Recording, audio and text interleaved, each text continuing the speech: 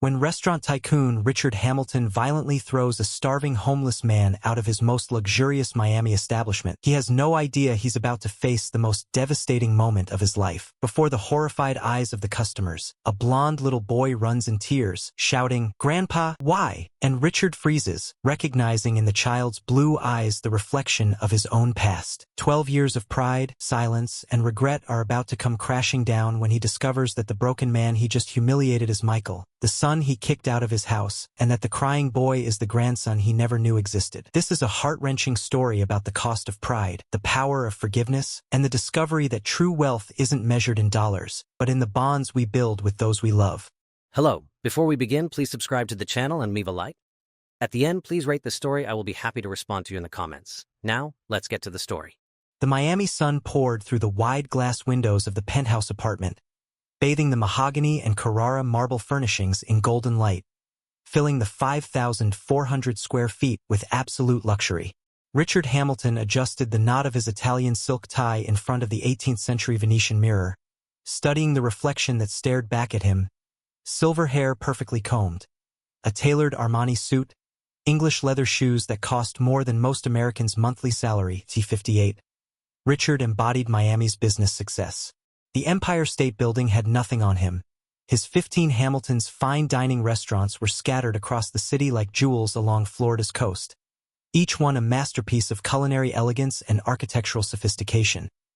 The Brickell Avenue apartment was a silent testament to his rise.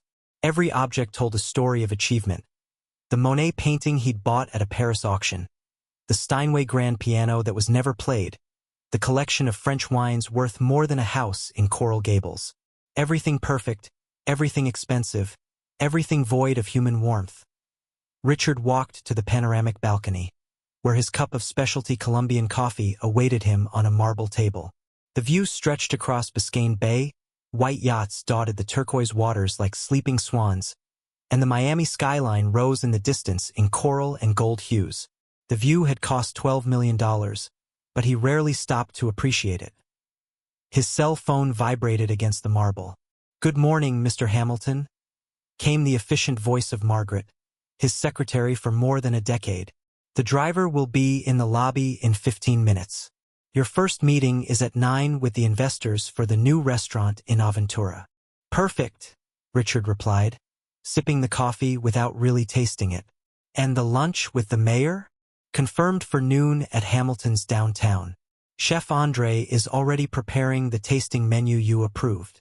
Richard hung up and returned to the bedroom, where he chose one of the 12 Rolex watches in his collection, the gold Submariner today, perfectly matching his diamond cufflinks. Every move was mechanical, a rehearsed dance of routine and efficiency.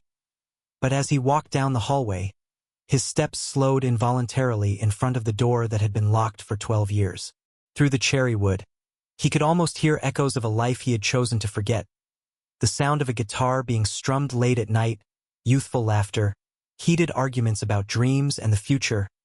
Michael. The name struck his mind like a stabbing pain, unleashing an avalanche of memories he had buried under mountains of work and financial success. 12 years ago. "Dad, I need to talk to you." Michael stood in the doorway of the home office, his golden hair tousled, his blue eyes, so much like his own, shining with a determination Richard recognized as dangerously familiar. Richard didn't lift his eyes from the financial reports spread across the mahogany desk. "If it's about money for your college expenses, Margaret already transferred your allowance." "It's not about money, Dad. It's about my life." Something in the boy's tone finally made Richard look up. Michael was 22 then, in his final year studying business at Harvard, preparing to gradually take over the family business. Everything was planned, every step carefully orchestrated since the boy was 10. "I dropped out," Michael said, the words falling into the office silence like bombs. "I'm not graduating with a business degree. I'm not going to work in the restaurants." Richard's Mont Blanc pen slipped from his fingers, leaving a blue ink stain on the monthly report. "What did you say?" "I dropped out, Dad. I'm going to try a career in music. I already have some contacts, some venues where I can play." "Music?" Richard stood slowly, his voice starting as an incredulous whisper and rising into a roar. "Music?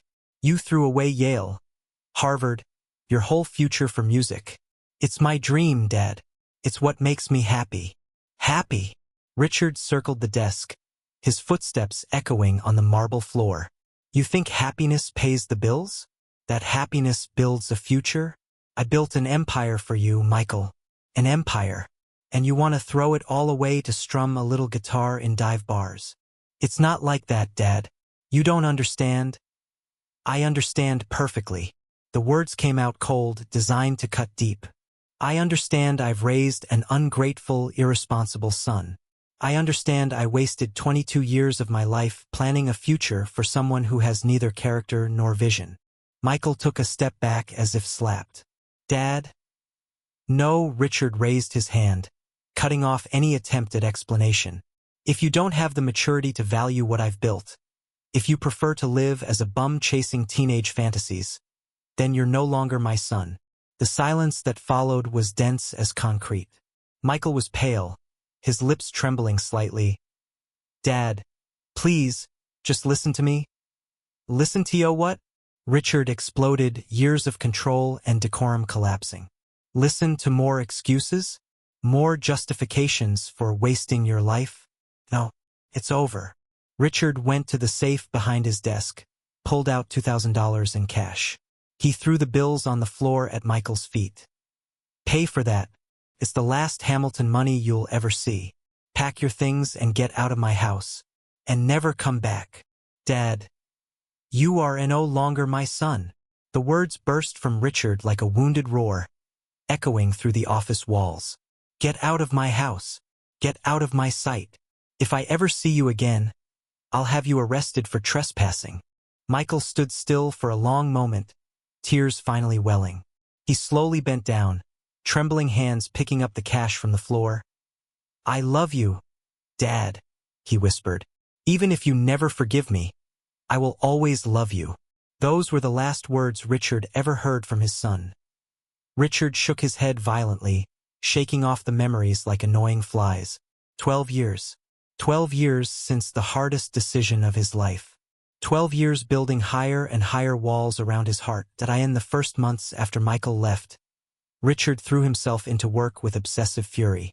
He opened the first Hamilton's downtown at 6 in the morning, closed the last Hamilton's South Beach after midnight.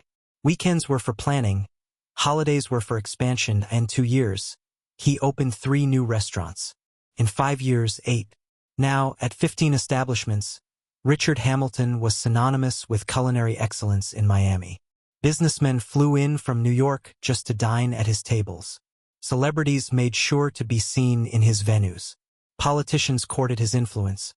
But at night, alone in the penthouse, when the last employees had gone and silence stretched like a shroud, Richard felt the emptiness echo through the empty rooms like a dull scream. There were women, of course. Elegant socialites, ambitious businesswomen, bored heiresses.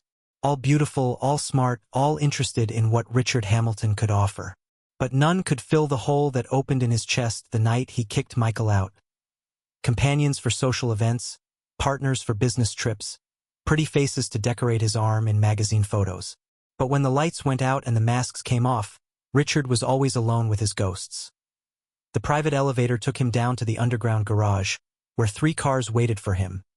The Mercedes S-Class for formal meetings, the BMW X7 for casual rides, and the Ferrari 488 for the rare moments he needed to feel speed rushing through his veins. Today would be the Mercedes' 3 important meetings before lunch. James, his driver for 8 years, held the door open with the impeccable posture of someone who knew exactly his place in the silent hierarchy of Richard Hamilton's life. Good morning, Mr. Hamilton. Traffic is flowing well on I-95. Great, Richard murmured, sinking into the Italian leather while checking emails on his iPad.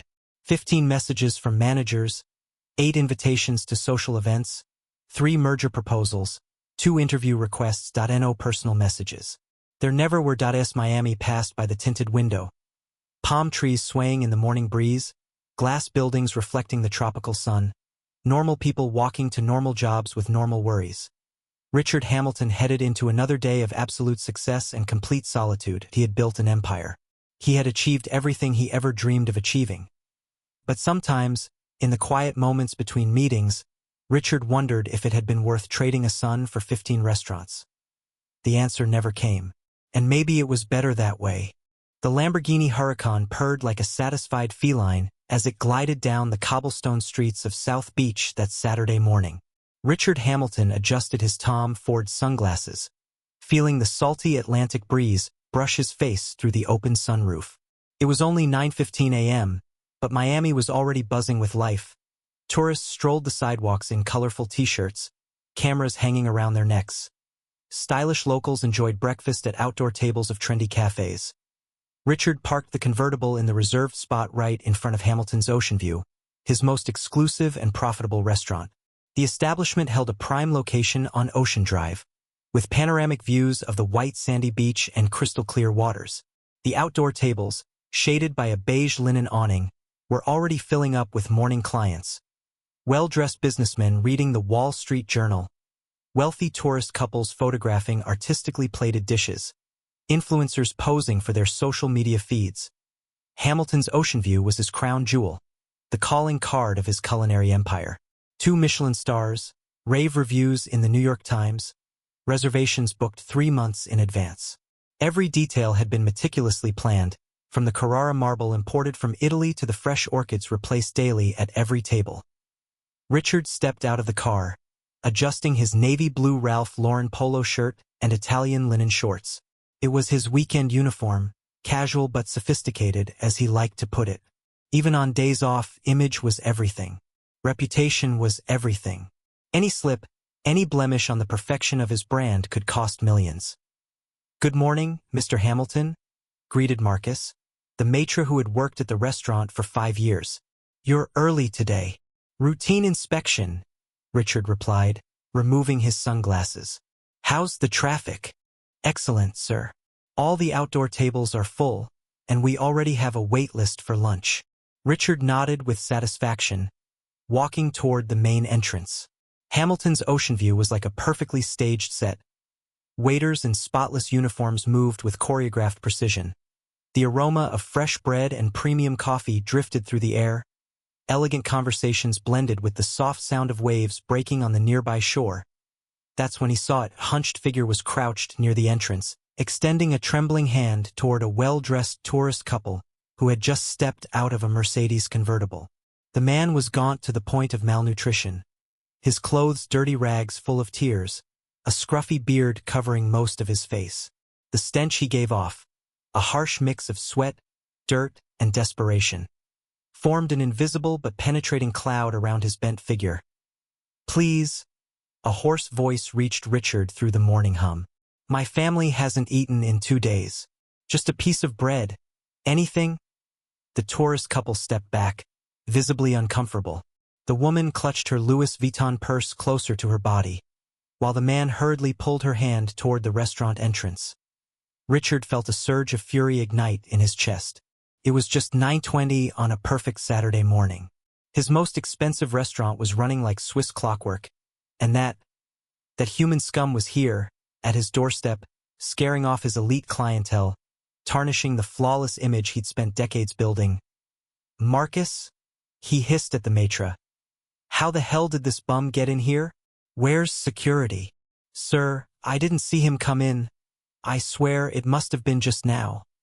But Richard was already moving, his muscles tense with indignation. Every step toward the beggar was fueled by years of obsessive perfectionism. Decades spent building an immaculate reputation now threatened by this pathetic figure. "Huy!" Richard roared, his voice slicing through the morning air like a razor. "What do you think you're doing here?" The man slowly lifted his face, and for a split second, something familiar flickered in his deep blue eyes. But Richard was too blinded by rage to process anything beyond his fury. "Sir, please," the beggar began, his voice weak and broken. "I just need some food. My son is—" "I don't want to hear it," Richard bellowed, grabbing the man's skeletal arm with brutal force. "You're scaring my customers. You're hurting my business." The beggar tried to pull away, but he was clearly too weak to offer any real resistance. "Please, sir, just listen to me."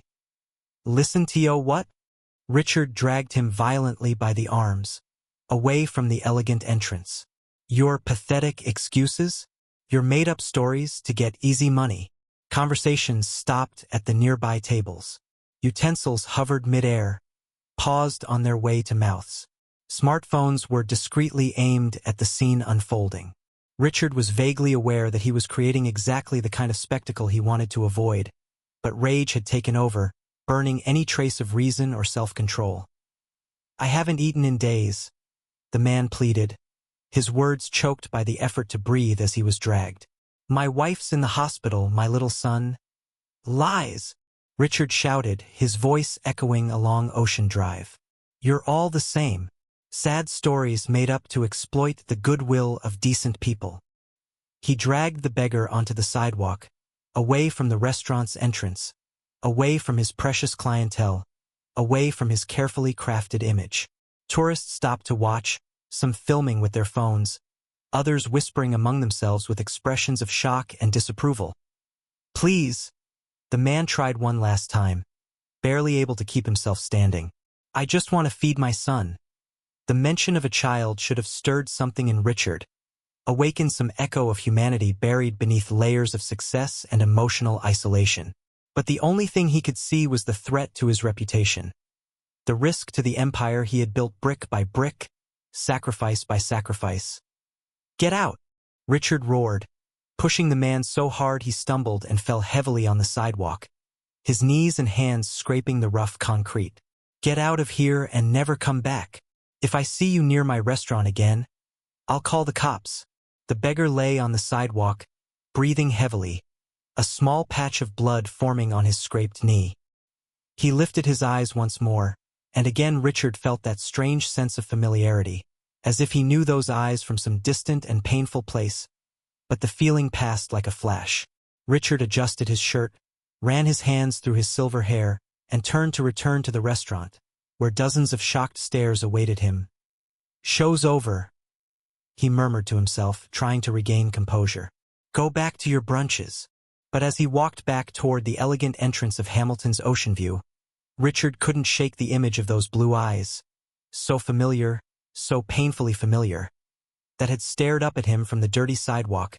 He told himself it was just some random bum, one of many who infested Miami streets, trying to exploit tourists and successful people. There was nothing special about that man, nothing worth a second thought. But why were his hands still trembling slightly as he adjusted the tilt of his sunglasses? Why did he taste bitterness in his mouth, as if he had swallowed something rotten? And why, for the first time in 12 years, did the word son echo in his mind like a funeral bell? Richard had taken only 3 steps toward the tempered glass door of Hamilton's Ocean View when the little voice cut through the morning air like a dagger straight to the heart. Grandpa! Grandpa! The world stopped. Literally stopped. The murmur of conversations at the outdoor tables ceased all at once, as if someone had hit a giant mute button. The traffic noise on Ocean Drive faded into a distant, unreal hum. Even the seagulls flying over the beach seemed to suspend their cries. Richard turned slowly, every muscle in his body tense like steel cables about to snap. What he saw made his heart race in a way he hadn't felt in over a decade. That a small, blonde figure ran desperately down the sidewalk. A boy of maybe 5 years, with golden hair tousled by the salty wind, wearing a faded blue t-shirt and old sneakers with untied laces. Tears streamed down his rosy cheeks as he ran as fast as his short legs would carry him. Daddy! Daddy, why? The child threw himself into the arms of the fallen man, clutching his thin, dirty legs with a devotion that took the air from Richard's lungs. The contrast was brutal, the little golden-haired angel against the destroyed and wasted figure of the homeless man. Why won't the bad man let you in, Daddy? The shrill little voice cried, sobbing. You said we were going to get breakfast. Why did the bad man hurt you? The boy lay half atop the man, his small hands trying to wipe the blood from a scraped knee, his blue eyes, God, those blue eyes, overflowing with tears of confusion and terror. That's when Richard truly looked, truly saw, the bearded, dirty face, the sunken cheeks from hunger, the now long, tangled blonde hair, but the eyes. Those blue eyes he knew better than his own. the world fell apart. Michael, the word slipped out like a barely audible sigh, a ghost of sound just escaping his suddenly closed throat. The man on the ground slowly lifted his head, and for the first time their eyes met directly. There was no doubt, none. Beneath the scruffy beard, beneath the dirt and malnourishment, beneath years of suffering that carved premature wrinkles around his eyes, was the face of his son, Michael, his baby, his boy, the kid he had taught to ride a bike in the courtyard of their mansion in Coral Gables, the teenager who used to play guitar in the garden while Richard read financial reports, the 22-year-old he had kicked out 12 years ago with words that burned like acid. "Dad," Michael whispered, his voice broken not only by emotion but by thirst and exhaustion. "Dad, is it really you?" Richard couldn't answer, couldn't move a muscle. He was frozen there on the sidewalk, aware that dozens of people were watching, aware that phones were recording, aware that his life was shattering into microscopic pieces, right there on Ocean Drive on a Saturday morning that had started so perfectly. "Grandpa," the boy sobbed, still clutching Michael's legs. "You're hurt. The bad man hurt you. Grandpa." The word hit Richard like a hammer to the chest. This boy, this golden-haired angel with blue eyes, this little kid no older than 5, was his grandson, his blood, and he didn't even know he existed. "Shoo, Tommy," Michael murmured, running a trembling hand through the boy's hair. "It's okay, my love. Daddy's okay." Tommy. His grandson's name was Tommy. Richard had always imagined that if he ever became a grandfather, he'd teach his grandson to play golf at Miami's most exclusive club, buy him the best toys, enroll him in the finest schools, take him on trips to Europe. He pictured Sunday afternoons teaching the boy to ride a bike, just like he had done with Michael decades ago. He never imagined meeting his grandson on a dirty sidewalk, while the boy tried to wipe the blood from the knees of a father Richard hadn't recognized because hunger and despair had reduced him to skin and bones. "Michael," Richard finally managed to say, his voice hoarse and strange. "Michael, my God. What? How did you?"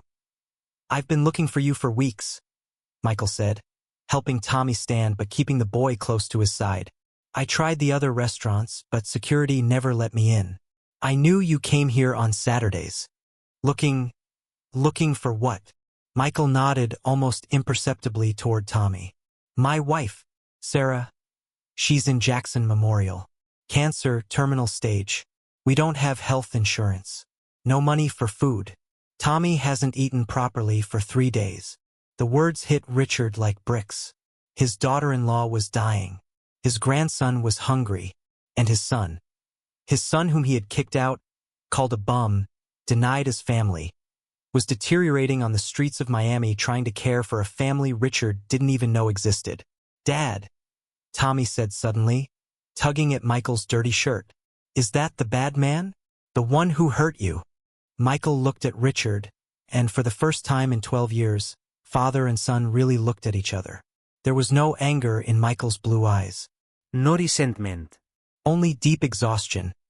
A resignation that was even more devastating than any accusation. "No, Tommy," Michael said gently. "That's my dad. Your grandpa." "My grandpa." Tommy looked at Richard with innocent curiosity, tilting his head to the side. "You're my grandpa? Why did you hurt Daddy?" Richard opened and closed his mouth several times, like a fish out of water. The words refused to come. How do you explain to a 5-year-old that you just violently kicked your own son out of your restaurant? How do you explain spending 12 years pretending Michael didn't exist? Richard began, but his voice completely failed. All around them, the world kept turning. Tourists whispered and pointed. Restaurant customers leaned over tables trying to listen better. Marcus, the maitre d', stood in the glass door with an expression of complete shock. But it was all just background noise. The only thing that mattered was the golden-haired boy looking at him with total innocence, waiting for an answer Richard didn't know how to give, and Michael, his son, his baby, his boy, standing there on the sidewalk, broken by life but still calling him Dad. "Daddy is hungry," Tommy said suddenly, turning to Richard with that brutal honesty only children have. "Can you give him food?" You have a big restaurant. Can you help? Richard heard a strange sound escape his throat, something between a sob and a groan. His legs began to tremble, and he had to hold onto the nearest lamppost to keep from falling. 12 years. 12 years of pride, stubbornness, denying the deepest love of his life. And now he was there, face to face with the consequences of his choices, while a 5-year-old boy, his own blood, asked him to feed the son he had rejected. Miami's richest man couldn't find the words to answer a hungry child. Richard felt his legs weaken as if his bones had turned to jelly. The world started spinning around him. The palm trees of Ocean Drive, the colorful Art Deco hotel facades, the curious faces of tourists, all blending into a dizzying dance that churned his stomach. He reached out with a trembling hand toward the nearest streetlight pole, his fingers clutching the hot metal as if it were his only link to reality. "Dad?" The words slipped from Michael's dry lips like a broken prayer, loaded with 12 years of silence, hurt, and bottled-up longing. It was the first time Richard had heard that word directed at him in over a decade. The first time he'd seen those blue eyes, so much like his own, looking at him with something beyond anger or contempt. There was something different now, something that shattered his heart into even smaller pieces. Hope, fragile and nearly dead, but still there. Tommy kept crying, his little fists rubbing his swollen eyes. "Daddy, why are you sad? Why is everyone sad?" He grabbed Michael's dirty shirt with childish insistence. "You said we'd eat." I'm hungry, Daddy. "My tummy hurts." The sound of a hungry child, his own flesh and blood. Saying his tummy hurt from hunger made Richard double over as if punched in the gut. Bile rose in his throat, and he had to swallow several times to keep from vomiting right there on Ocean Drive. "Michael," he managed to whisper, his voice rough and hoarse. "Michael, my God. How did you get to this?" Michael ran his hand through Tommy's dirty blonde hair, trying to calm him. The gesture was so tender, so natural, it instantly reminded Richard of how he used to do the same when Michael was little, after nightmares or during storms when he was scared. "Dad, Michael swallowed hard, seeming to struggle for words. "I got married 8 years ago. Sarah, she's a nurse, or she was. We met at a hospital where I worked in maintenance." A nurse. His daughter-in-law was a nurse, someone who dedicated her life to helping others, and Richard hadn't even known her name until 5 minutes ago. "You worked where?" Richard asked, his voice trembling. "Manager at a hardware store in Homestead," Michael replied, pride threading through his voice even though he was broken on the sidewalk. "I got the job 3 months after I left home. Worked there 9 years, Dad. 9 years. Had a good life, simple, but good. 9 years. His son had managed to get back on his feet, build a life, get married, have a child. All on his own. While Richard had been pretending he didn't exist, Michael had been a man, a husband, a father.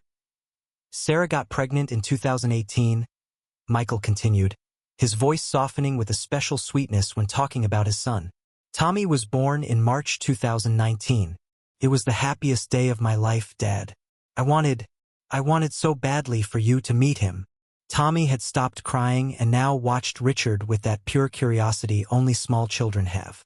"You're very tall," he said suddenly, making some onlookers smile discreetly. "And you have shiny hair like the prince in Mommy's movie." Richard felt tears burn his eyes. Shiny hair like the prince. When was the last time someone had said something so innocent and sweet about him? The pandemic started in 2020. Michael went on, his voice turning darker. The store had to close for 2 months. When it reopened, they laid off half the staff. I'd only been manager 2 years, not senior enough to survive the cuts. Richard closed his eyes, trying to process. The pandemic had actually increased his fortune. Food delivery exploded, tech investments multiplied, commercial real estate lost value, opening the door for lucrative expansions. While he was getting richer, his son was losing everything. "I got some temp jobs," Michael continued. 12 years ago, the door of the mansion in Coral Gables slammed shut with a bang that echoed down the quiet street like a cannon shot. Michael stood on the sidewalk for long minutes, an old suitcase in one hand and his guitar in the other, watching the lit windows of the only house he had ever known as home. Waiting for his father to run out, to say he had overreacted, to call him back. But the lights went out one by one, until the mansion was completely dark. "You are no longer my son. You don't exist to me." The words still burned in his ears as he walked down Coral Way, aimless, 22 years old and $300 in his pocket. The Miami night wind carried the salty smell of the ocean, but all Michael could taste was the bitter flavor of rejection. 6 months later, the hostel in downtown Miami smelled of disinfectant and despair. Michael slept in a creaky bunk bed, surrounded by men life had broken in different but equally brutal ways. Every morning, he woke up at 5 a.m., took a cold shower in the communal bathroom, and went out looking for work. "Any previous experience?" asked every manager, every supervisor. "Marketing degree from the University of Miami," Michael answered, trying to keep his voice steady. "But work experience?" And there was the problem. Richard had paid for everything while Michael was in college, had insisted on it, really. "You're a Hamilton. Your job is to study." Now, that protection had become a curse. 1 year later, Michael finally got a job as a maintenance assistant at Jackson Memorial Hospital. The pay was low, the work was hard, but it was something. He had moved into a small studio apartment in Little Havana, a one-room space with a kitchenette, but it was his. It was during a lunch break that he saw her for the first time. Sarah was sitting alone in the hospital's small cafe, still wearing blue scrubs, brown hair tied in a messy bun after a 12-hour shift. She was reading a book, To Kill a Mockingbird, while eating a sandwich that was probably cold for an hour. Michael had brought his guitar to play in the outdoor courtyard, hoping to earn some tips from visitors. He started with Blackbird by the Beatles and noticed she looked up from the book, a small smile playing on her lips. "You play beautifully," she said when he paused. Her voice was soft, with a slight southern accent he later learned came from Alabama. "Thanks. Do you work here?" "Pediatric ICU nurse," she replied, with as much pride as exhaustion in her voice. "And you?" "Maintenance," Michael said, feeling his face burn. Here was this beautiful, educated woman, saving lives, and he was ashamed of his own job. But Sarah smiled wider. "That's wonderful. You keep this place running. Without you, we couldn't do our jobs." It was then that Michael knew he was lost. 3 years later. "Will you marry me?" Michael asked, down on one knee in the same hospital courtyard where they had met, his guitar beside him echoing the melody of La Vie en Rose, Sarah's favorite song. The ring was modest, everything he could afford on his now maintenance supervisor salary, but Sarah's eyes filled with tears as if he'd offered the crown jewels. "Yes," she whispered. "Yes, 1,000 times yes." They married in a small ceremony on a beach in Key Biscayne. Sarah's parents came down from Alabama, simple, warm people who welcomed Michael as a son. On the Hamilton side, only empty chairs. Michael had sent a wedding invitation to his father, had waited until the last minute, hoping. But Richard never came. 5 years later. "He's perfect," Michael whispered, cradling the tiny bundle in his arms. Thomas Richard Hamiltonshire. They had given him Richard's name as a middle name, an olive branch Sarah gently suggested. Tommy had arrived early, 3 weeks before his due date. But he was healthy and beautiful, with wisps of golden hair just like Michael's had been as a baby. "Look at those eyes," Sarah whispered, still exhausted but radiant. "Blue like yours." Michael tried not to think about how much he wanted to call his father right then. How much he wanted to say, "Dad, you're a grandfather. You have a grandson, and he's beautiful, and I wish you could meet him." Instead, he held his wife and son close and promised himself he would be the father to Tommy that Richard hadn't been to him all these years. 7 years later. A store manager position at Home Depot in Homestead wasn't glamorous, but Michael was proud of it. He had worked his way up from associate to supervisor to assistant manager and finally to store manager. The salary was good, not rich, but comfortable enough for a small house in a quiet neighborhood, a reliable car, and occasional family outings to the zoo or the beach. Tommy was now 4 years old, bright and curious, constantly asking questions about everything. "Daddy, Why is the sky blue? Daddy, where does rain come from? Daddy, when will I be tall like you? Sarah was working part-time now, spending more time with Tommy, taking him to story time at the library, teaching him to read. They had talked about having another baby, maybe a little girl to complete their family. Life wasn't perfect, but it was theirs, and it was good. 2 years later, March 2020. I'm sorry, Michael. We have to let you go. The words hit like a physical blow. Michael stared at District Manager Rodriguez, unable to process. But our sales numbers are... It's not about performance. It's about survival. Corporate is closing 15% of stores nationwide. Homestead made the list. Michael walked out to the parking lot in a daze. How was he going to tell Sarah? How would he explain to Tommy that Daddy wouldn't be going to work anymore? 1 year later, Sarah's hands were shaking when she showed Michael the lump. I think something's wrong, she whispered, sitting at the edge of their bed, still in her nursing scrubs. The biopsy confirmed their worst fears.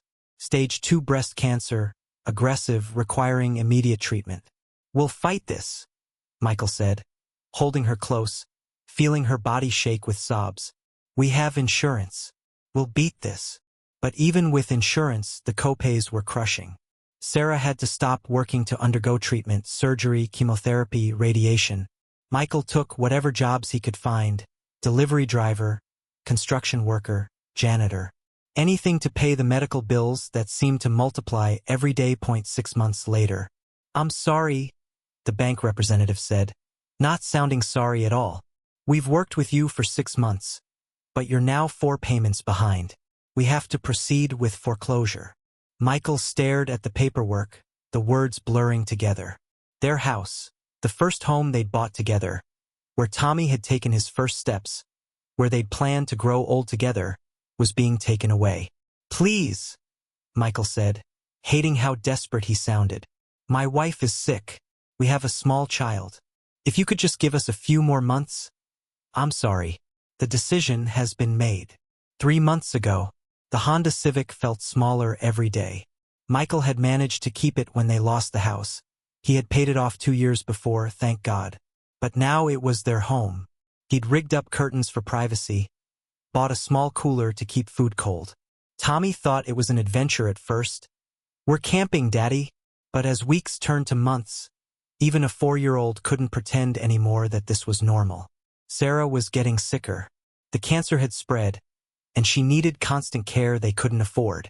She slept in the back seat, wrapped in every blanket they owned, while Tommy curled up between them. I'm so sorry, she would whisper to Michael every night. I'm so sorry for destroying our life. Don't, Michael would say, kissing her forehead. Never apologize for being sick. We'll figure this out. But privately, he was drowning. Every job application asked for an address. Every employer wanted references from someone with a fixed phone number. He was caught in an endless loop. He couldn't get a job without an address, couldn't get an address without a job. Last week, Sarah was back in the hospital, Jackson Memorial, ironically the same place where Michael and Sarah had met. But now she was the patient, not the nurse, dying in a charity bed because they had no insurance left. Daddy, Tommy said, sitting in the hospital cafeteria, picking at a sandwich Michael had bought with their last $10. When is Mommy coming home? Michael looked at his son, his beautiful, innocent, golden-haired boy, and didn't know what to say. How do you tell a 4-year-old that his mother is dying? How do you explain that they have nowhere to go when she does? Sohn, Buddy, Michael Lied. Mommy will come home soon. This morning, Tommy hadn't eaten in 2 days. Not really. Michael had managed to shoplift some crackers from a convenience store. God forgive him, but it wasn't enough. The boy was getting thin, his clothes hanging loose, his bright blue eyes starting to look too big for his face. I'm hungry, Daddy, Tommy had whispered as they sat in the car outside Jackson Memorial, watching other families. Families with homes, with money, with hope, walk through the automatic doors. That's when Michael remembered. Richard came to Hamilton's Ocean View every Saturday morning. Same table, same time, like clockwork. Michael had driven by before, several times over the years, watching through the windows, trying to work up the courage to approach. "Come on, buddy," Michael said, getting out of the car. "Let's go see somebody." As they walked toward Ocean Drive, Tommy holding his hand, Michael practiced what he would say, how he would explain 12 years of silence, 12 years of pride, 12 years of pretending his father didn't exist while his life fell apart piece by piece. But when the security guard put his hands on him, when he hit the ground in front of his son, when Tommy started crying, all the carefully planned words disappeared. All that was left was desperation and love, and the terrible knowledge that his beautiful boy was hungry, and there was nothing left that Michael could do about it. Nothing except swallow his pride and beg the man who had thrown him away to please help his grandson. Because in the end, it didn't matter what Richard had done to Michael. Tommy was innocent. Tommy deserved better than this. Tommy deserved everything. The black Bentley glided silently through the tree-lined streets of Coral Gables, the creamy leather seats a stark contrast to the dirty, worn clothes of its new passengers. Richard gripped the steering wheel with trembling hands, casting frequent glances in the rearview mirror at Michael, who sat with arms crossed, eyes fixed on the window. Tommy was mesmerized, his small fingers tracing the polished wood details of the dashboard, his blue eyes wide with wonder. "Daddy, is this car real?" he whispered, as if in a church. "Yes, my love," Michael replied, his voice tense. "It's real." When they stopped at the circular driveway of the mansion, Tommy simply went silent. The property stretched out before them like something out of a movie. Perfectly manicured gardens, a marble fountain right in the center of the entrance, imperial palm trees standing like sentinels around the 3-story Mediterranean-style estate. "Oh my God," Sarah murmured faintly from the back seat. "Michael, did you grow up here?" Michael stepped out of the car without answering, moving quickly to help Sarah out. She looked even paler than before, and Richard noticed how heavily she leaned on her husband's arm. Her skin had a grayish tone he recognized. He had seen it on other faces at the hospital when visiting business colleagues. It was the color of advanced illness. "Careful," Michael whispered, wrapping an arm around Sarah's waist. "Are you okay?" "I'm fine," she lied. But Richard saw her hands tremble as she supported herself against the car. Tommy ran toward the fountain, his worn sneakers echoing on the polished stone. "Daddy, look, there are goldfish." He pointed to the koi carp lazily swimming in the crystal-clear water. "They're the size of sandwiches." The innocence in his observation made Richard's heart ache. When was the last time this boy had seen a real sandwich? "Let's go inside," Richard said, trying to keep his voice steady. You need to."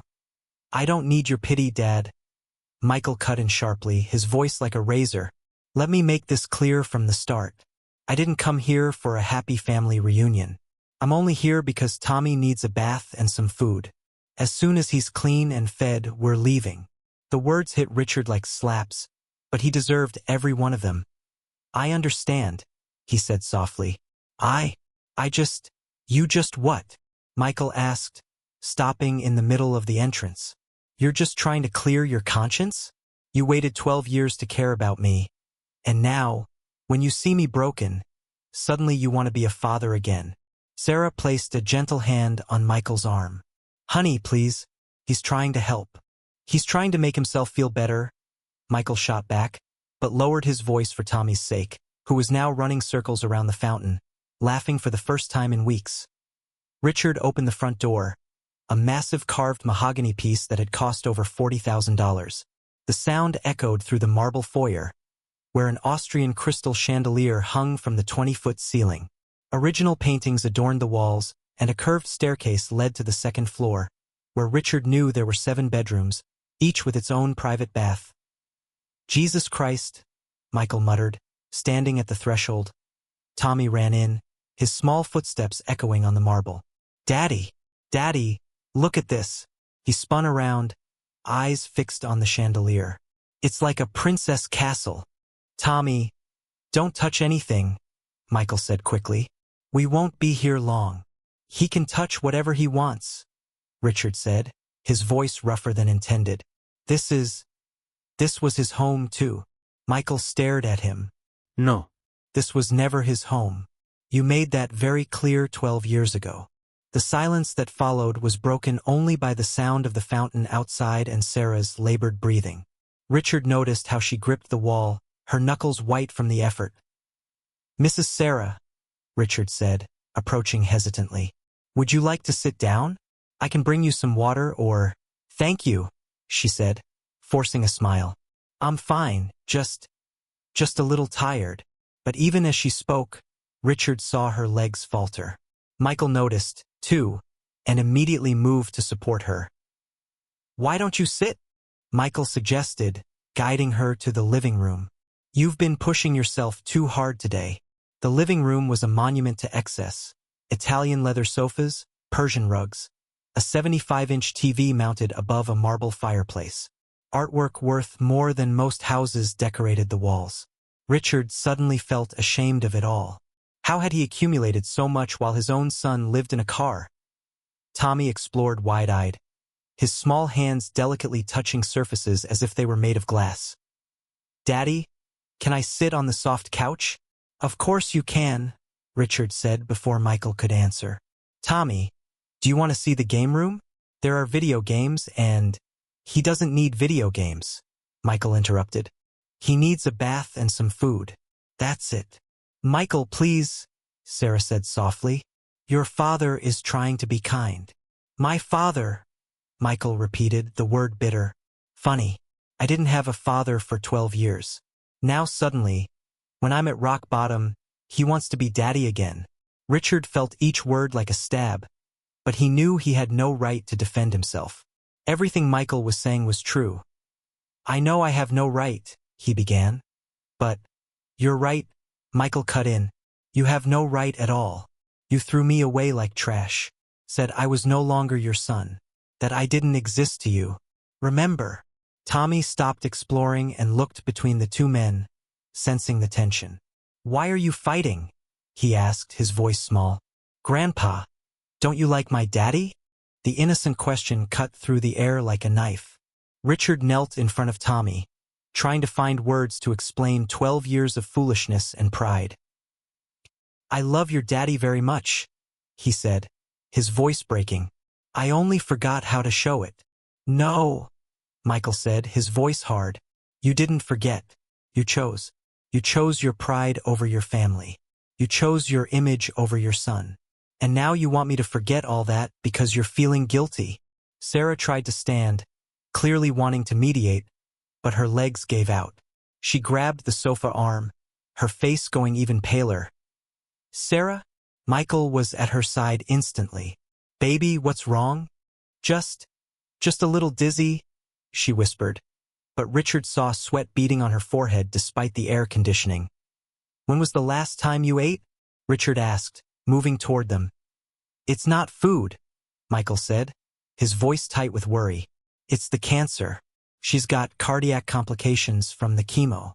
She needs her medication, but we can't afford it." Sarah's eyes rolled back, and she began to collapse. Michael caught her, barely, and Richard quickly moved to help support her weight. "We have to take her to the hospital," Richard said urgently. "No," Michael said, panic in his voice. "We can't pay for another hospital visit. They'll discharge her as soon as they find out we don't have insurance." "I'll pay," Richard said immediately. "Whatever it costs, I'll pay." "I don't want your money," Michael said, but his voice lacked conviction.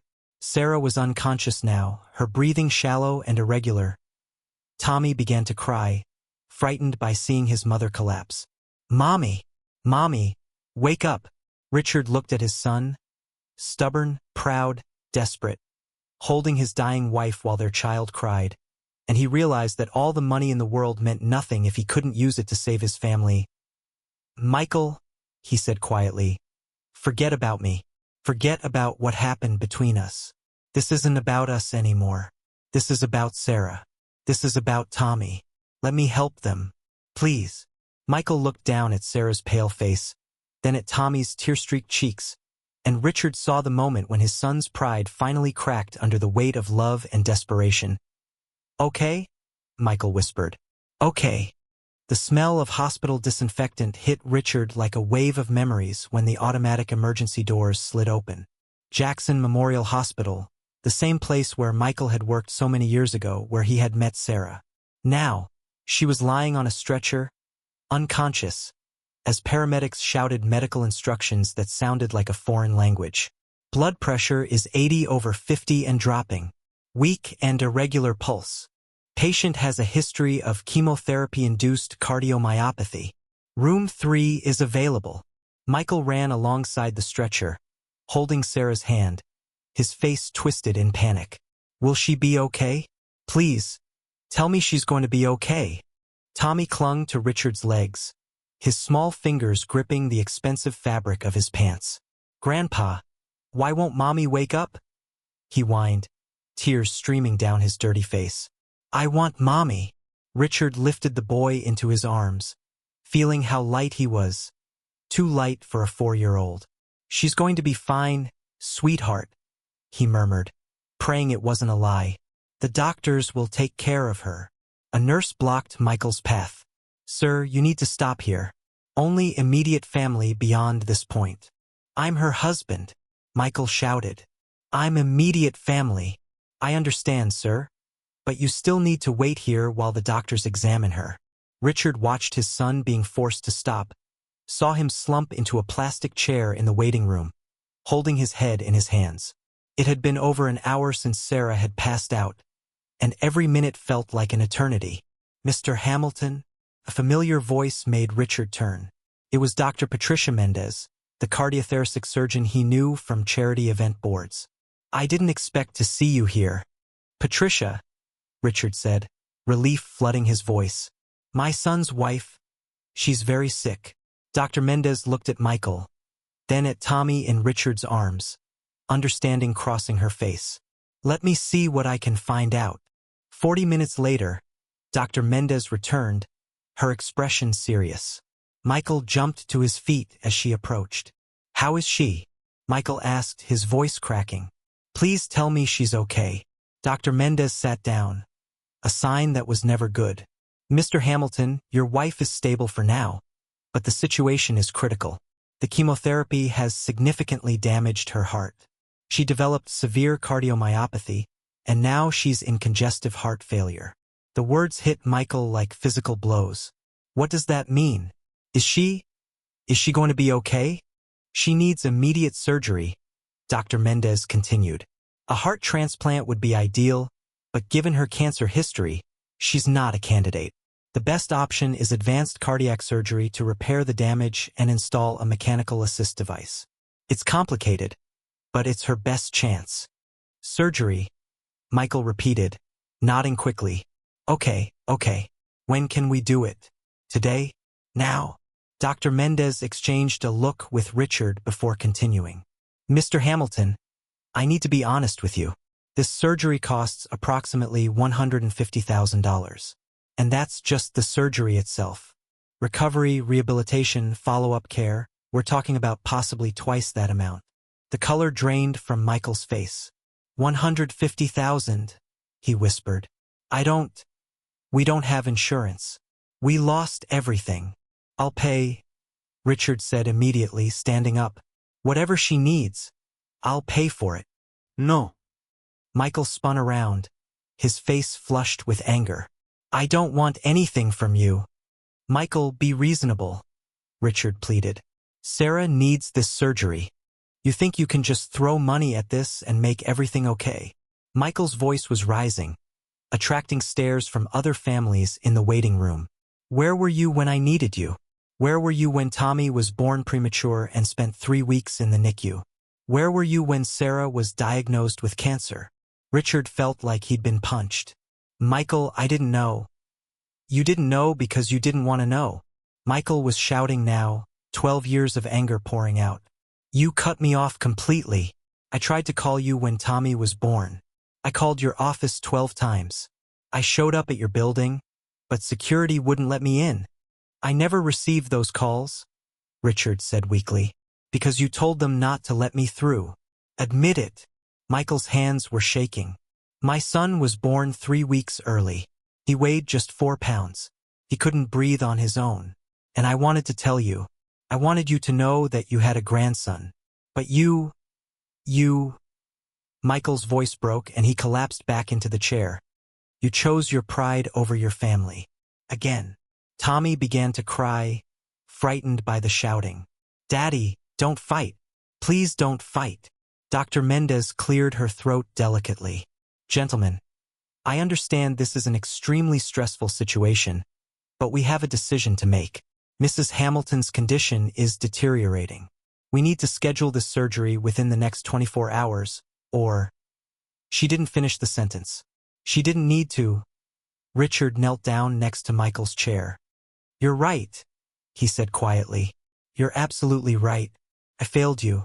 I failed as a father. I let my pride, my stubborn need to control everything, destroy our family.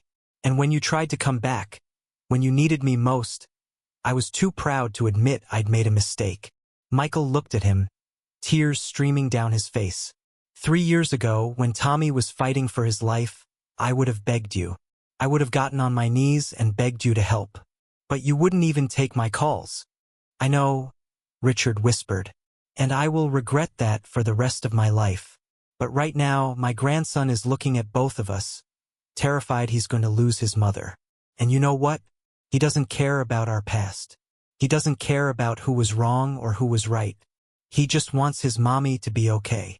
Richard looked at Tommy, who was wiping his nose with his sleeve, his blue eyes huge with fear. I can't undo what I did to you. I can't bring back those 12 years. But I can save Sarah. I can give Tommy his mother back. Please, Michael, don't let your pride, don't let our pride, cost this little boy his mother. Michael stared at his father for a long moment, then looked at Tommy, then back at Dr. Mendez, who was waiting patiently for an answer. If I let you pay for this, Michael said slowly, that doesn't mean we're okay. That doesn't mean I forgive you for what you did. I understand, Richard said. And that doesn't mean you can just waltz back into our lives and act like nothing happened. I understand. Michael took a deep breath. But Sarah deserves to live. Tommy deserves to have his mother. So yes, pay for the surgery. Dr. Mendez nodded. I'll start the preparations immediately. We'll take good care of her. As she walked away, Richard felt both relief and profound sadness. He was going to save his daughter-in-law's life, but he might never have the chance to truly have his son back. Tommy climbed into Michael's lap, wrapping his small arms around his father's neck. Daddy, is Mommy going to be okay now? Michael held his son close, breathing in the scent of his hair. I hope so, buddy. I really hope so. Richard watched them, father and son clinging to each other, and realized that all his money, all his success, all his power meant nothing if he couldn't hold the people he loved. The surgery would save Sarah's life, but Richard wasn't sure anything could save his relationship with Michael. Some wounds, he was learning, ran too deep for money to heal. The hospital waiting room had emptied out in the early hours of the morning. The fluorescent lights buzzed faintly overhead, casting a harsh glow on the blue plastic chairs and worn linoleum floor. Richard had been sitting still for hours, watching Tommy sleep curled against his side, the small body finally succumbing to exhaustion. Michael had gone for a walk over an hour ago. Richard could see him through the glass walls, pacing the corridor like a caged animal, stopping occasionally to stare at the doors of the surgical suite, where Sarah had been for nearly 6 hours. Tommy stirred in Richard's arms, his tiny fingers clutching the fabric of the expensive suit jacket. Grandpa Rich, he whispered, his voice thick with sleep. I'm here, my love, Richard murmured, shifting carefully so as not to disturb the boy's position. Is Mommy still sleeping? Yes, she's still sleeping. The doctors are helping her get better. Tommy was quiet for a moment, then lifted his head to look at Richard with those impossibly blue eyes. Michael's eyes, Richard realized with a pang. Grandpa Rich, why doesn't Daddy like you? The question hit Richard like a physical blow. He looked down at this innocent child, so small and fragile in his arms, and struggled to find words that wouldn't hurt him more. Why do you ask that, Tommy? Because he gets mad when you talk to him, and his voice gets scary. Tommy's lower lip trembled slightly.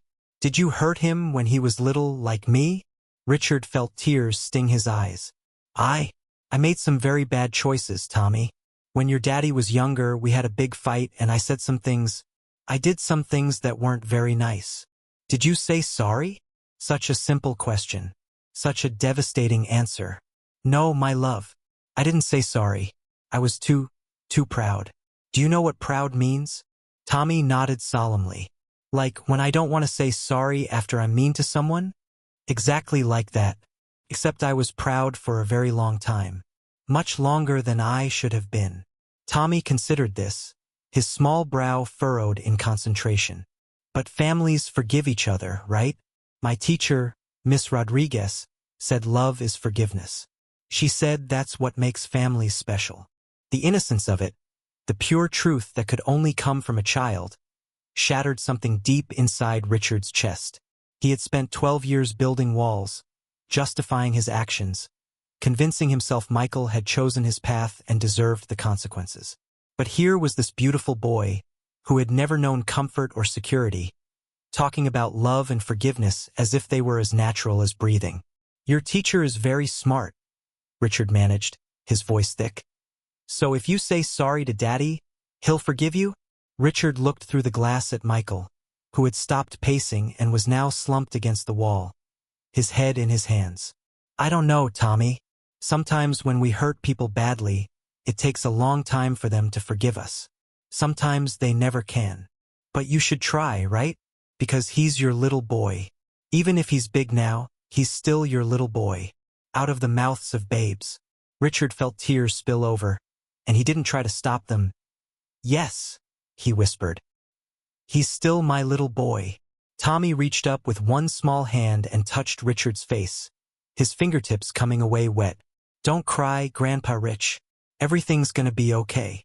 The faith in that small voice, the certainty only a 4-year-old could have that love would triumph, broke Richard completely. He held Tommy closer, breathing in the scent of hospital soap and childhood hair, feeling 12 years of stubborn pride crack apart.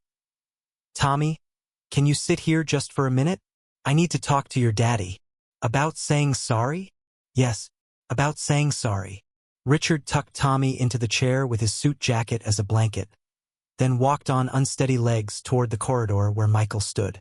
Each step felt like walking to his own execution, but Tommy's words echoed in his mind. He's still your little boy. Michael?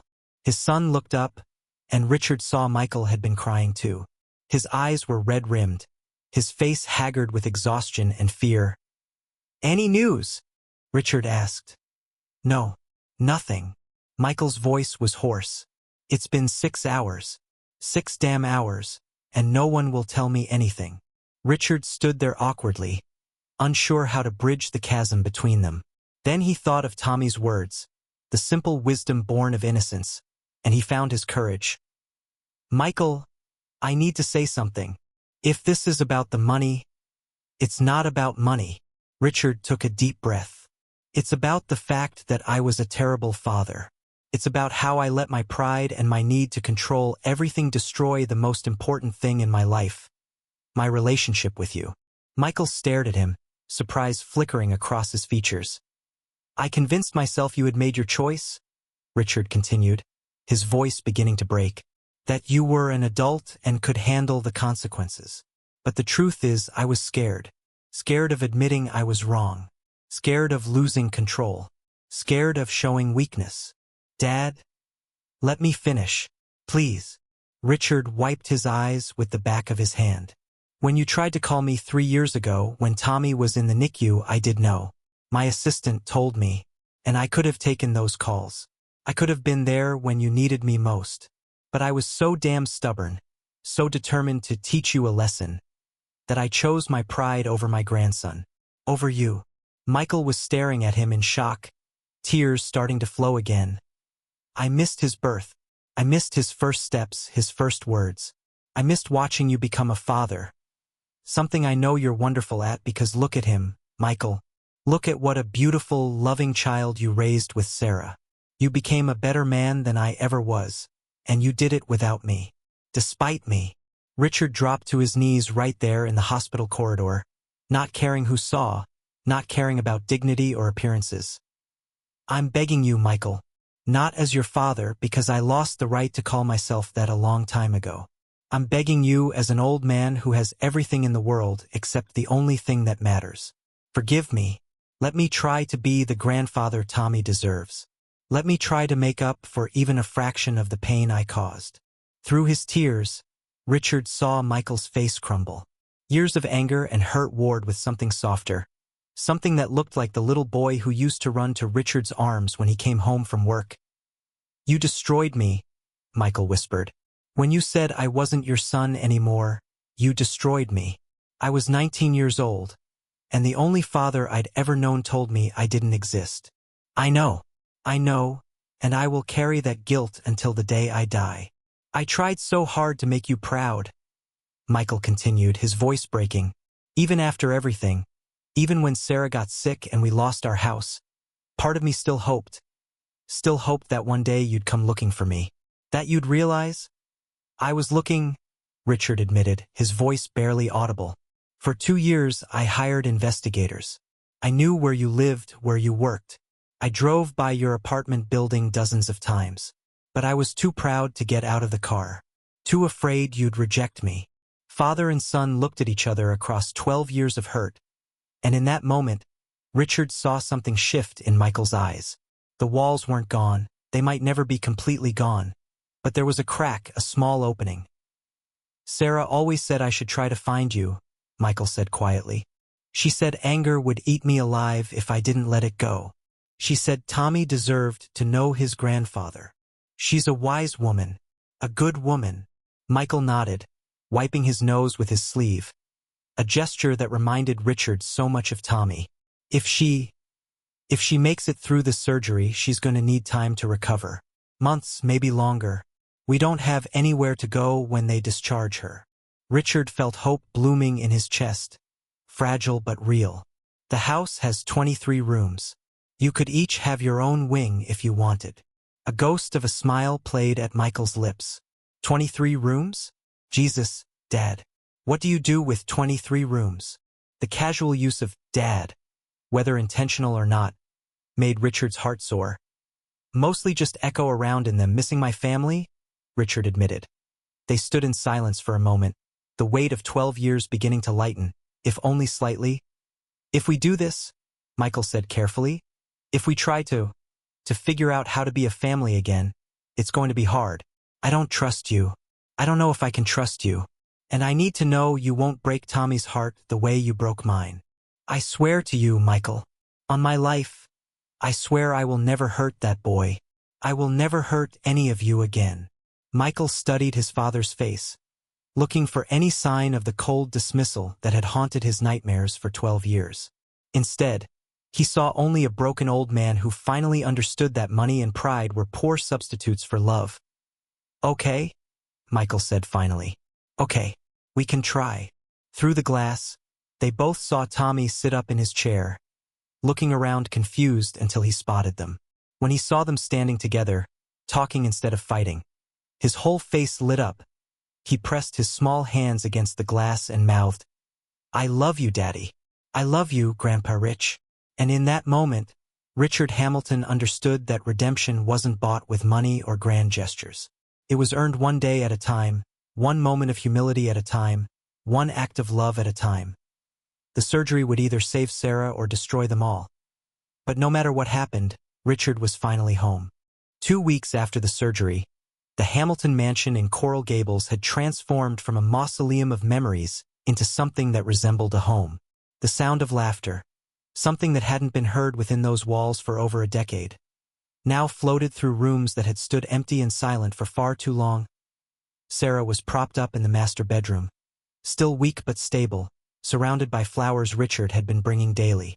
Not expensive arrangements from high-end florists, but simple bouquets that Tommy had helped him choose from vendors on Biscayne Boulevard, daisies and sunflowers that made Sarah's pale face light up with genuine joy. You spoil me, Mr. Hamilton, Sarah said, watching Richard arrange the latest bouquet in a vase by her bedside.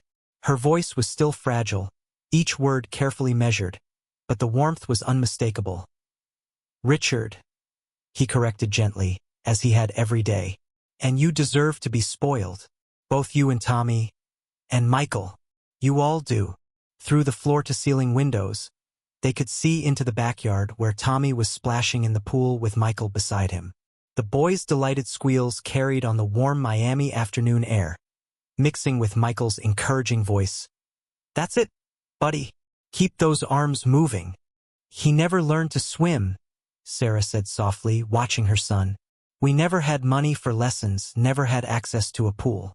Michael taught himself when he was 16, working at one of those public pools downtown. He said he always wanted to teach Tommy." Richard felt that familiar pang of regret. How many moments like this had he missed? How many simple joys had his pride cost them all? "Well," he said, adjusting a sunflower so it caught the light perfectly, "there's a pool here he can use whenever he wants, for as long as he wants." Sarah studied his profile as he fussed with the flowers. "You know, I was terrified of you." Richard looked up, surprised. "Terrified? Of me?" "Michael used to tell me stories when we first met. About the big house, the fancy restaurants, the father who expected perfection." She paused, choosing her words carefully. "He made you sound like a king who cast out anyone who didn't live up to his standards." The assessment stung because it was true. "I was that man," Richard admitted. "I was exactly that terrible. But watching you with Tommy this past week, seeing how gentle you are with him, it made me realize something." Sarah shifted slightly in bed, wincing with the movement. "Michael talks about you when he doesn't realize he's doing it. When Tommy does something particularly smart, he says he gets that from his grandfather. When Tommy is stubborn, he laughs and says, 'Definitely a Hamilton trait.'" Richard felt tears beginning to sting his eyes. "He never stopped loving you," Sarah continued. "He was just hurt. So tremendously hurt that he couldn't see past it." From outside, they heard Tommy's voice carrying through the open windows. "Daddy, watch. Grandpa Rich taught me to hold my breath underwater." Richard smiled. "That boy is fearless. Yesterday he wanted to learn to dive.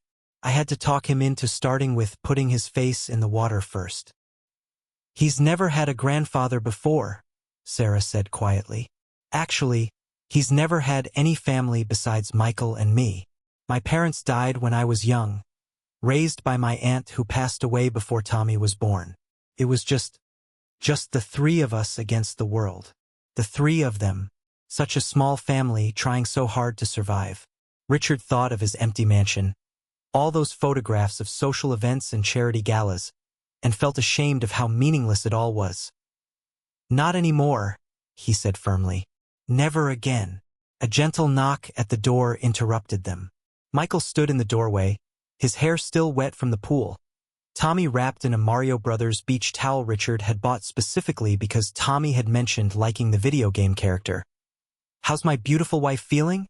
Michael asked, crossing to plant a soft kiss on Sarah's forehead. "Better every day," she replied, reaching up to touch his face. "How was swim class?" "Tommy's a natural," Michael grinned. "Show mommy what you learned, buddy." Tommy climbed carefully onto the bed, mindful of the monitors and 4 lines, and demonstrated his swimming motions. "Look, Mama, I can do the doggy paddle. And tomorrow Grandpa Rich is gonna teach me a real stroke." "That's wonderful, baby," Sarah laughed, pulling him closer for a hug. "My little fish." Richard watched the 3 of them together. Michael's hand resting on Sarah's shoulder, Tommy cuddled between his parents, and felt something settle in his chest. This was what a family looked like. Not posed photographs or formal dinners, but messy hair and wet towels and gentle touches and laughter. "I was thinking," Richard said carefully, not wanting to intrude on the moment, "maybe after Tommy's nap, would you play something for us? I noticed you brought your guitar." Michael stiffened slightly. It was the first time Richard had mentioned music directly since they'd started this tentative reconciliation. "You don't have to," Richard added quickly. I heard you playing last night out on the porch. It was beautiful." Sarah touched Michael's hand encouragingly. "He plays for me every night," she told Richard. "It helps me sleep, especially when the pain is bad. He's incredibly talented. Michael looked uncomfortable with the praise. It's just something I do. Nothing special. I'd like to hear it, Richard said quietly. If you're comfortable sharing. After Tommy's nap, they gathered on the covered terrace overlooking the pool. Sarah was settled in a comfortable chaise lounge with blankets, despite the warm afternoon. Tommy sat cross-legged on the tile floor, watching expectantly as Michael tuned his guitar. An old acoustic that had seen better days, its finish worn smooth in spots where his hands habitually rested. "What would you like to hear?" Michael asked, directing the question to Sarah. "Play the one you wrote for Tommy," she suggested. "About the little boy who wanted to fly." Michael's cheeks colored slightly, but he nodded.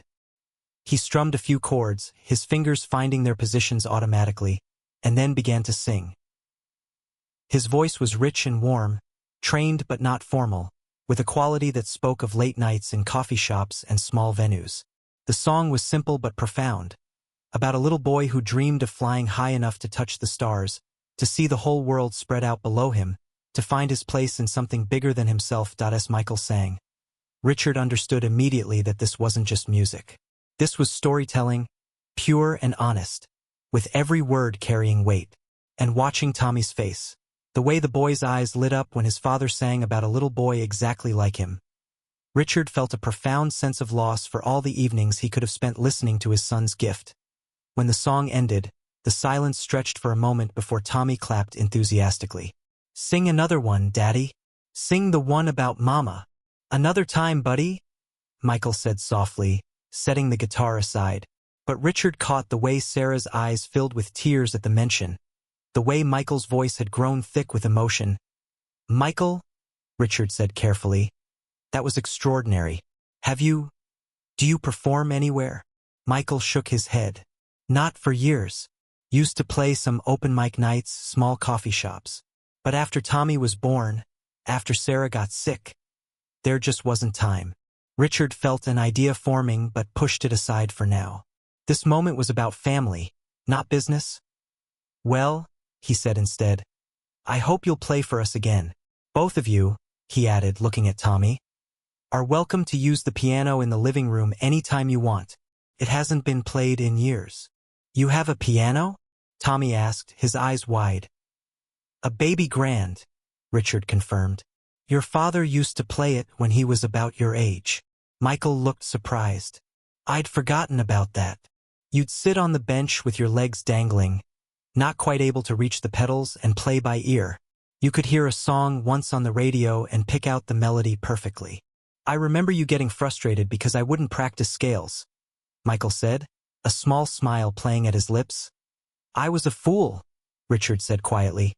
"I was so focused on technique and perfection that I missed the point entirely. You weren't supposed to play like everyone else. You were supposed to play like you, with heart and soul and your own voice." Michael looked at his father for a long moment, and Richard saw something shift in his expression. Surprise, maybe, that Richard finally understood. Over the following days, a routine developed. Mornings were for Tommy's swimming lessons with Richard, who discovered that teaching a 4-year-old required infinite patience and even more laughter. Tommy was fearless but easily distracted, more interested in making splashes than proper form. "Grandpa Rich, watch this," became Tommy's favorite phrase, usually followed by some elaborate jump into the shallow end that sent water flying everywhere. "Very impressive," Richard would say seriously, as if Tommy had just executed a perfect dive. "Now show me how you can put your whole face underwater." Afternoons were quieter, with Sarah resting and Tommy napping, giving Michael and Richard tentative opportunities to talk. Not about the past, that was still too raw, too complicated, but about present things. Tommy's development, Sarah's recovery, small observations about daily life that slowly rebuilt trust, and evenings belonged to music. Richard found himself looking forward to those moments more than anything else in his day. Michael would settle with his guitar on the terrace, Sarah wrapped in blankets nearby, Tommy curled up against her side, and he would play. Sometimes songs he'd written, sometimes covers of classic rock or folk tunes, sometimes just melodies that seemed to come from nowhere. Watching his son play, Richard began to understand something he'd missed 12 years ago. This wasn't just a hobby or a teenage phase. This was Michael's language, his way of processing the world and sharing what he found there. Every song was a story, every melody a conversation. "He writes about our life," Sarah told Richard one evening after Michael had gone to tuck Tommy into bed. "About struggling to make rent, about sitting in hospital waiting rooms, about watching Tommy take his first steps. He turns our ordinary moments into something beautiful." He always did that, Richard realized aloud. Even when he was young, he'd make up songs about everything. "I thought it was childish, impractical. I wanted him to focus on serious things." "Music is serious," Sarah said gently. "It's just serious in a different way than business." That night, Richard lay awake thinking about the restaurants he'd built, the empire he'd constructed. He thought about board meetings and profit margins and expansion plans, and then he thought about Tommy's laughter echoing through the pool area, about Sarah's smile when Michael played her favorite song, about the way his son's face softened when he sang. He'd spent 12 years convinced he was protecting Michael from a life of struggle and disappointment. But Michael had found joy anyway, in music, in love, in the simple beauty of a family created from nothing but determination and affection.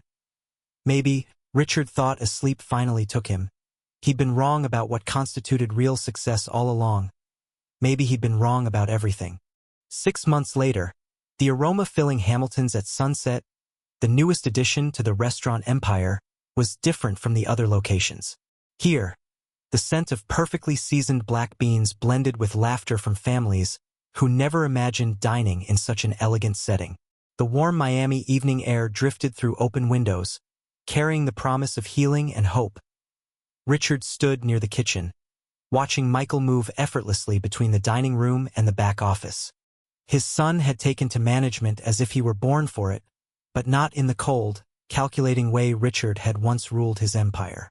Michael managed with warmth, remembering every server's name, checking on regular customers, and treating every homeless guest with the same respect he would show a visiting dignitary. "Mr. Hamilton," called Maria Santos, one of the servers, "Mrs. Rodriguez at table 12 wants to thank you personally for the meal."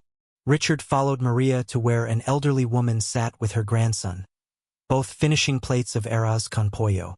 Mrs. Rodriguez's eyes sparkled with tears as she looked up at him.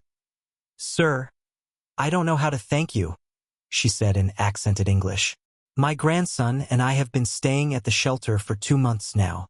To eat a meal like this, seated like people who matter, it gives us back our dignity." Richard knelt beside her chair, his expensive suit jacket creasing on his knees. "Mrs. Rodriguez, you both matter very much. This is your restaurant as much as it is mine." As he spoke, Richard caught sight of Michael watching from across the room, a look of pride and surprise on his face. 6 months ago, Michael would never have imagined seeing his father kneeling beside a homeless woman, speaking with such genuine compassion. The dinner service was winding down when Sarah arrived, her hand resting gently on the curve of her belly. 7 months pregnant, she glowed with health and happiness, a sharp contrast to the pale, frightened woman who had been rushed into surgery months before. "How are my 2 favorite girls tonight?" Michael asked, pulling Sarah into his arms and placing a gentle kiss on her forehead. "Your daughter's been practicing her soccer kicks all day?" Sarah laughed, guiding Michael's hand to her stomach. "Feel that? I think she's going to be as energetic as her big brother." Tommy came running from the kitchen where he'd been helping the chef, mostly standing on a step stool stirring sauce, while wearing a child-sized apron that said, "Hamilton's future CEO." Mama. Mama. "Chef Rodriguez, let me help make the flan," Tommy announced, his face smudged with caramel. "And guess what? A lady out there said my drawings are really good." During his after-school hours at the restaurant, Tommy had taken to sitting at a corner table, making elaborate crayon masterpieces depicting his growing world. The restaurant full of happy people, his parents and grandfather standing together, the new baby sister he was so excited to meet. "Show me," Sarah said, letting Tommy pull her toward his artwork display. Richard watched them go, then turned to Michael. "Everything running smoothly tonight?" "Better than smooth," Michael replied. We served 137 paying customers and 43 community meals tonight. And look at this. He pulled out a dog-eared leather notebook. Mrs. Johnson, the woman who's been coming here twice a week, she got a job today, at the hotel downtown. She wanted to write you a thank you note. Richard took the note, written in careful handwriting on lined paper. Mr. Hamilton, eating at your restaurant reminded me that I'm still a person worth something. Thank you for helping me remember my dignity. I start my new job Monday. Richard's throat tightened as he read. This is better than any business award I've ever received. Want to know the best part? Michael asked. Tommy sees all of this. He sees you treating everyone with respect. Sees that success isn't just about money. Yesterday he told me he wants to run restaurants when he grows up. Just like Daddy and Grandpa Rich, so everyone can have good food. The transformation had been gradual but profound. Michael now managed 2 of the Hamilton restaurants, the community-focused Sunset location and the flagship spot downtown. But 3 nights a week, after dinner service, he moved to the small stage Richard had installed near the back windows and played music for anyone who wanted to listen. Those nights had become legendary in Miami's music scene. Local musicians dropped by to jam. Food critics stayed late to hear Michael's original songs. And families lingered over dessert to listen to tunes about love, loss, and hope. Michael had found a way to blend his artistic soul with business success, creating something wholly new. Richard, Sarah called from across the dining room. Tommy wants to show you his latest masterpiece. Richard walked over to where Tommy was proudly displaying a drawing of a very pregnant woman surrounded by hearts, with a man playing guitar and another man with silver hair standing nearby. This is you and Daddy taking care of Mama, Tommy explained earnestly. And this is the baby sister in Mama's tummy. See? She's smiling because she knows we're going to love her so much. It's beautiful, my love, Richard said, lifting Tommy into his arms. Just like your family. Are you excited about being a big brother? Sarah asked, smoothing Tommy's hair. Yes, I'm going to teach her to swim and to draw, and Daddy's going to play music for her. And Grandpa Rich is going to read her stories like he reads to me. The family dinner ritual at the mansion had become sacred. Every night, no matter how busy the restaurants were, they gathered around the dining table that once seemed so formal and imposing. Now it was covered with Tommy's artwork, Sarah's pregnancy magazines, Michael's music notebooks, and the cozy clutter of a life fully lived. That night, as they sat down to a meal prepared by Richard's private chef, who had learned to make Michael's favorite comfort foods alongside haute cuisine, Richard looked around the table and felt overwhelmed with gratitude. Sarah was glowing, her hand resting on her belly where their daughter occasionally kicked strongly enough to make her shirt flutter. Michael was relaxed in a way Richard had never seen before, his music career flourishing alongside his business duties, no longer forced to choose between practical necessity and artistic passion. And Tommy was thriving, secure in the love of 3 adults willing to move mountains to protect his innocent joy. I have something to say, Richard announced, standing and raising his water glass. The others looked at him expectantly. 6 months ago, I was a bitter old man wandering an empty house, convinced I had everything worth having. I had restaurants, investments, more money than I could spend in a lifetime. But I had no one to share it with, no one who cared if I lived or died. His voice thickened with emotion. I thought I was teaching Michael a lesson about responsibility when I cut him out of my life. But the only lesson I taught was that pride is a poison that destroys everything it touches. Michael reached over and took Sarah's hand, Tommy watching solemnly as his grandfather continued. Michael, you showed me success isn't about building an empire. It's about building a life worth living. Sarah, you taught me strength isn't about never falling. It's about getting back up, again and again with grace and dignity. And Tommy? Richard's voice cracked slightly. My beautiful grandson, you reminded me love is simple. You don't earn it, buy it, or achieve it. You just give it, freely and completely, and trust it will come back to you. He looked at each of them in turn. I spent 12 years thinking I was rich because I had money, but I was the poorest man alive because I didn't have family. Family is the only treasure that truly matters. I almost lost all of you because of pride, but love brought us back together. Richard lifted his glass higher. To second chances, to forgiveness, to the family I thought I'd lost forever, but who somehow found it in their hearts to let me back in.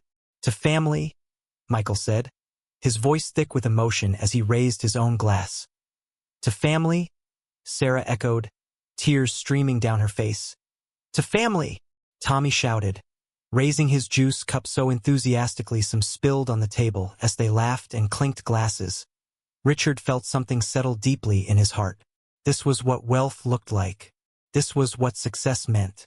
Not boardrooms or profit margins, but Sarah's laughter, Michael's music, and Tommy's boundless joy for life. After dinner, as had become their tradition, they moved to the living room. Michael settled at the piano. The same baby grand he'd played as a child, now tuned and loved again.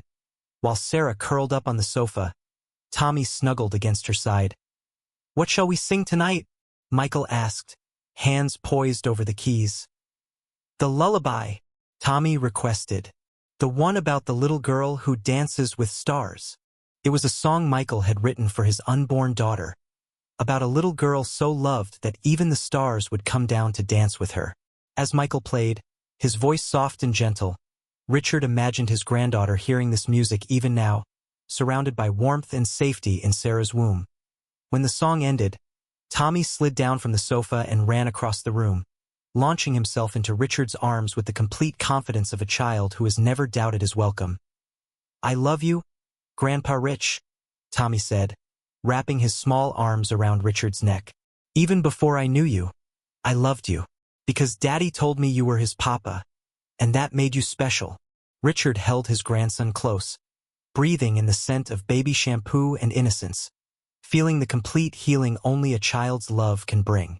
Over Tommy's shoulder, he met Michael's eyes and saw the man his son had become: strong, compassionate, talented, and generous enough to rebuild what had been broken. "I love you too, my dear boy," Richard whispered, "more than all the stars in the sky." As Tommy settled comfortably in his grandfather's arms, Richard looked around the room at his family. His real wealth, his true legacy. Michael was still playing softly, improvising a gentle melody that seemed to capture the contentment of the moment. Sarah hummed along, her hand moving in slow circles over her belly. And Tommy was growing heavy with sleep, completely secure in the knowledge he was surrounded by people who would love him always. Outside, Miami's evenings settled into night, city lights twinkling like earthbound stars. But inside the Hamilton mansion, all was warmth, light, and the kind of love that builds generations. The empire Richard had built would continue, but now it would be a legacy of service as well as success. The music Michael created would fill their lives with beauty. The children they were raising would grow up knowing family was unbreakable, that love was stronger than pride, and that forgiveness was always possible. And in the gentle quiet of evening, with his grandson sleeping trustingly in his arms, Richard Hamilton finally understood what it meant to be truly rich.